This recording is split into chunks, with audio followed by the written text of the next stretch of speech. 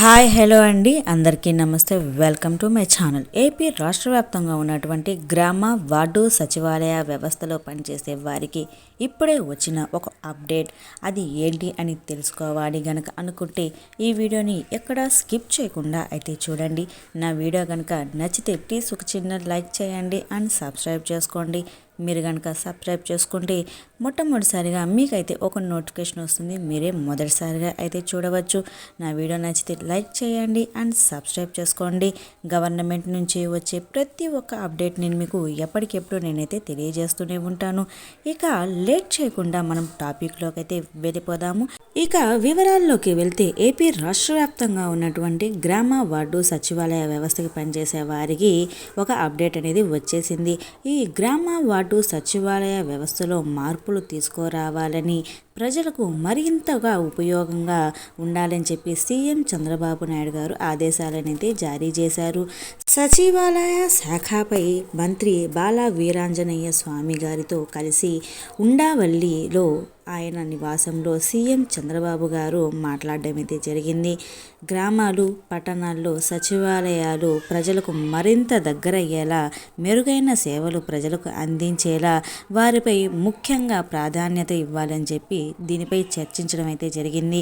ఉద్యోగాల్లో కొందరికి ఎక్కువ పని, మరికొందరికి తక్కువ పని ఉండడం సరికాదని, అందరికీ సమానమైన పని బాధ్యతలు ఉండేలా చూడాలని చెప్పి ఆలోచనపై అధికారులతో అభిప్రాయాలు సీఎం చంద్రబాబు నాయుడు గారు ఆయన తెలియజేశారు.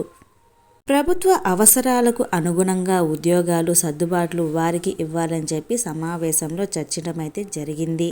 ఇకపోతే గ్రామ వార్డు సచివాలయం మొత్తంగా చూసుకుంటే 1,27,175 మంది ఉద్యోగాలైతే ఉండగా వారిలో 50,284 మంది యువ ఉద్యోగాలైతే ఉన్నారు. వీరు 18 నుండి 27 వయసు మధ్యలో ఉద్యోగులు మరియు 28 నుండి 37 ఏళ్ల లోపు 54,774 మంది ఉన్నారని వివరించారు. పీజీ ఆపై చదివిన ఉద్యోగులకు 14%, వృత్తి విద్యా కోర్సులు చదివిన వారు 31% ఉన్నట్లుగా వివరించారు. యువత అత్యధికంగా ఉన్న సచివాలయ వ్యవస్థను ఏ విధంగా ఉపయోగించుకోవాలి, ఆ అంశంపై సమావేశం అయితే జరిగింది.